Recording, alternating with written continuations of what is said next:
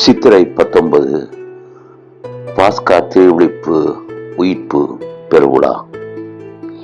இயேசுவுக்குள் பிரியமான சகோதரங்களே, நமது கிறிஸ்தவ வாழ்க்கையின் அடிப்படையான நம்பிக்கை உயிர்ப்பு என்று சொன்னால் மிகையானது. இயேசு தாம் சொன்னவாறே உயிர்த்து விட்டார். வெற்றி கல்லறை அதற்கு சாட்சியாக இருந்தது என்பதை இன்றைய நற்செய்தி வாசம் நமக்கு எடுத்துரைக்கின்றது. இந்த வெற்றி கல்லறை எதை நினைவுபடுத்துகின்றது? இயேசு உயிர்த்து எம்மோடு இன்றும் வாழுகின்றார் என்பதை. அந்த கல்லறை அதற்கு சாட்சியமாக இருந்தது. அந்த கல்லறையை பார்த்த இயேசுனுடைய பெண் சீடர்கள் இயேசுனுடைய உயிர்ப்பின் நற்செய்தியை முதலில் அறிவிக்கின்றார்கள்.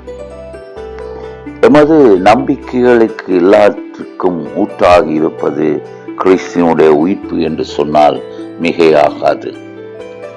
அந்த உயிர்ப்பின் நம்பிக்கையில் தான் நாங்கள் வாழ்ந்து கொண்டிருக்கின்றோம். இந்த உலக வாழ்வு முடிந்ததும் நாங்கள் உயிர்ப்பின் மகிமையில் பங்கெடுப்போம் என்ற நம்பிக்கை ஒன்றே நம்முடைய கிறிஸ்தவ வாழ்வுக்கு அர்த்தத்தை கொடுத்து கொண்டிருக்கின்றது. இந்த நம்பிக்கை மட்டும் இல்லை என்று சொன்னால் நாம் இந்த உலகில் எதற்காக வாழுகின்றோம், எதற்காக வாழ்ந்து மடிய வேண்டும் என்ற நோக்கமே இல்லாமல் போய்விடும். இந்த பாஸ்கா இரவு திருப்பலி வேளையிலே நாங்கள் ஒளியை மையப்படுத்தி வழிபாட்டை தொடங்குகின்றோம். ஒளி இருளை அகற்றுகின்றது. அதே போன்று இயேசு பாவ இருளை நீக்கி சாவை வென்ற சத்தியனாக தாம் உரைத்தவாறு 3ஆம் நாள் உயிர்த்தெழுந்தார் என்பது எமது நம்பிக்கையை வலுப்படுத்துகின்றது. கல்லறை எமது வாழ்விலே கடைசி வார்த்தையாக இருக்க முடியாது என்பதைத்தான் இயேசுனுடைய உயிர்ப்பு இந்த இரவிலே பறைசாற்றி நிற்கின்றது. எங்கள் உடல் மண்ணோடு மண்ணாக அழிந்தாலும் மாற்றுமிக்கிற உடலாக அந்த உயிர்ப்பிலே இயேசு மாற்றுவார் என்பது நம்முடைய நம்பிக்கையாக இருக்கின்றது. இன்று நாங்கள் இதற்கு உயிர்க்க வேண்டும் என்ற ஒரு கேள்வியும் இருக்கின்றது. சரி, இயேசு உயிர்த்தார் அன்று, இன்றும் நம்மோடு வாழுகின்றார்.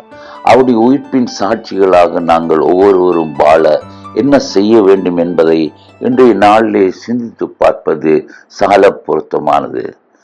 நாங்கள் எங்களுடைய வாழ்வின் எத்தனையோ பகுதிகளிலே உயிர்க்க வேண்டியவர்களாயிருக்கின்றோம். எங்கள் சுயநலங்களை விட்டு விலகி வாழுகின்ற பொழுது நாங்கள் உயிர்க்கின்றோம். இன்னும் அன்பில்லாமல் பகைமையிலே வாழுகின்ற பொழுது, பகைமைக்கு விடை கொடுத்து வாழுகின்ற பொழுது நாங்கள் உயிர்க்கின்றோம். இன்றைய காலகட்டத்திலே எத்தனையோ விதமான நவீனத்துவத்தின் அடிமைத்தனங்களுக்கு நாங்கள் உட்பட்டு வாழ்ந்து கொண்டிருக்கின்றோம். குறிப்பாக சமூக தொடர்பாடல் சாதனங்களின் ஆதிக்கம், இன்னும் உலக போக்கிலான நடத்தைகள், இவ்விதமாக எத்தனையோ விதமான நவீனத்துவ அடிமைத்தனங்களுக்கு நாங்கள் உட்பட்டு நாங்கள் பாவங்களிலே வாழ்ந்து கொண்டிருக்கின்றோம். இதிலிருந்து நாங்கள் உயிர்ப்பது எப்போது என்ற கேள்வி எங்களுக்குள்ளே எழுகின்றது. உயிர்த்த இயேசுவின் ஆற்றலினால் நாங்கள் எல்லா விதமான தீமைகளிலிருந்தும் எல்லா விதமான அடிமைத்தனங்களிலிருந்தும் விடுதலை பெறவே இயேசு உயிர்த்தார் என்பதை நாங்கள் ஒவ்வொருவரும் எங்களுடைய வாழ்விலே ஏற்றுக்கொள்ள வேண்டும்.